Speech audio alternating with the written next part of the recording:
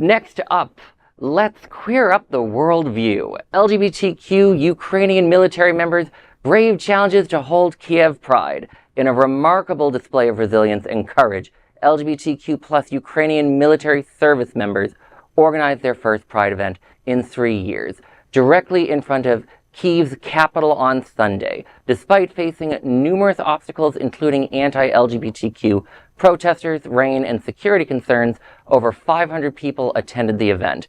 KyivPride organizers navigated security challenges by limiting the event's publicity. Participants were informed last minute through word of mouth. This precautionary measure aimed to prevent clashes with counter-protestors, ensuring a safe environment for all attendees.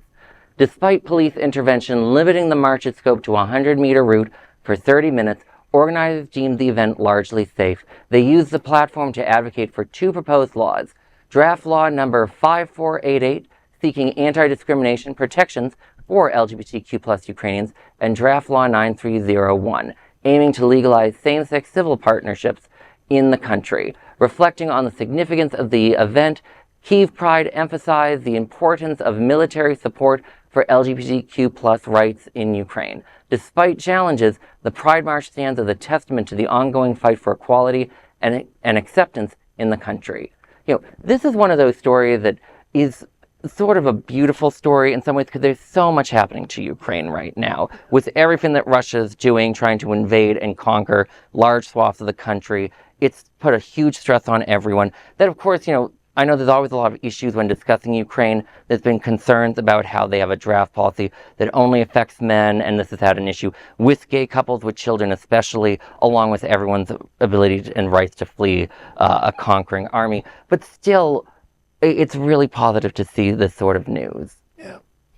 I look at this and I think how fortunate we are in America that we can, they're in the middle of a war. And, they're going through their own personal war for equality. And for us, we have our issues, but it's easy for us to gather together in a Pride celebration. They're in the middle of a war. And what they had, 30 minutes? Yeah. 30 minutes to and we have all day. And we complain about what's not happening here or what's wrong here. And I think of one word: courage. Courage to be in the middle of a war, and then we're going to stand up for our gay rights. It's and the other powerful. word is resilience. Oh, resilience, yes. And I find it ironic that they were worried about protesters. Like, there's enough going on in your country just to survive. You really want to come out and protest? Like, why don't you guys just focus, and I know they are, on Russia and what's happening instead of a small group within your country that's fighting just as hard as the rest of you, because your number one goal is democracy and keeping your country. And yet there's counter-protests. I give them a lot of credit for even doing the Pride, because with so much going on and so little resources available, to be able to pull something like this off, whatever it looked like, is heartwarming, and you kind of just want to give them a group hug for getting out there and having to be brave enough to speak their piece. Yeah, having 500 people, I think is huge, especially in where that part of the world most people don't realize.